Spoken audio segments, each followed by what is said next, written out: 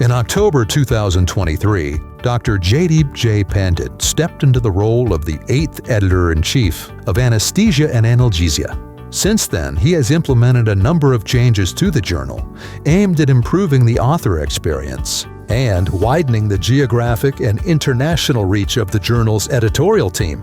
Here, he shares some of these developments. The arrival of the Editor-in-Chief is an opportunity for change, and over the last year, we've had good opportunity to recruit to the journal editorial team.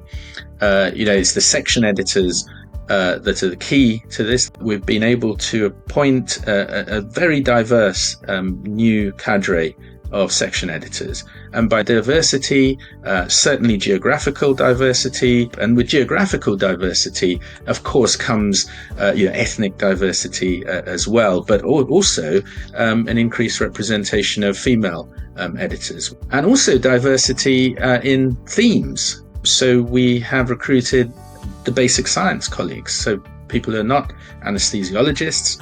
The other aspect is around you could say the work done. So the section editors do the handling of the manuscripts, and that's the mainstay, of course, of the journal. It's not just me creating the ideas. The ideas, have to be, embryonic and fertilized, across the whole team.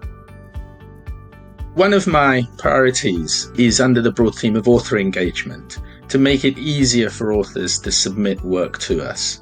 Now, one of the barriers is around the formatting of articles. So when you submit a paper, many journals require it to be in a particular font, particular size, particular spacing, and I've waved that away. But what this means is it makes it so much easier for authors just to focus on content rather than those nuances of style. And I've coupled that with making it easier to actually submit the paper on the electronic submission system. It's too early to do sort of formal feedback or surveys, but I think one sign is the increased number of submissions, and that's a very early positive sign. One of the other things that we noticed as editors and reviewers is that papers are of an increasingly diverse style, particularly with the increased access to technology and the different ways that people are doing their studies. It's really important to give them flexibility as to how they want to communicate their results. I've opened up editorials to be freestanding, in parallel letters as well, letters to the editor, which I think is a really important space. I've opened them up. So statistical review can be troubling.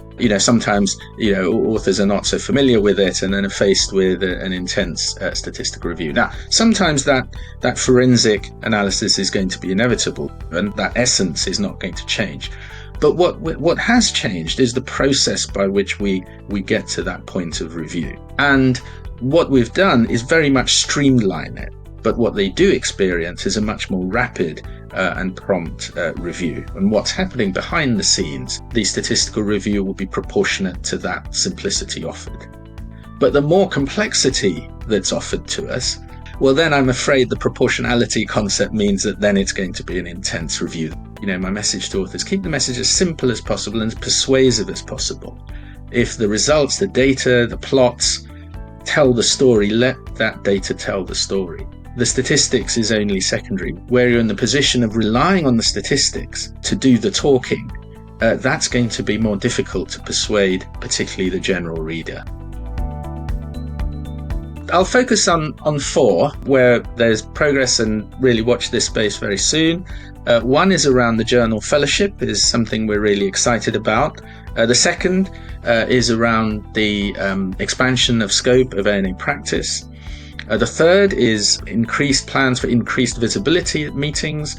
And the fourth is our really important relationship with affiliate societies. We have to remain agile and flexible. But the second, more pragmatic one is that a time of change with a new editor-in-chief is an opportunity to hit the ground running and to start those ideas, to refresh, review, and implement things that are going to be positive. I'm enjoying being here so much, and I'm privileged to work with the team I work with and the authors. It's a privilege for them to share their ideas at such an early stage. It's that privilege of of seeing the future. So it's that spirit that I think is driving me personally forward in the future. And if we retain that, which I'm sure we will with the team we have, that's what's driving the excitement.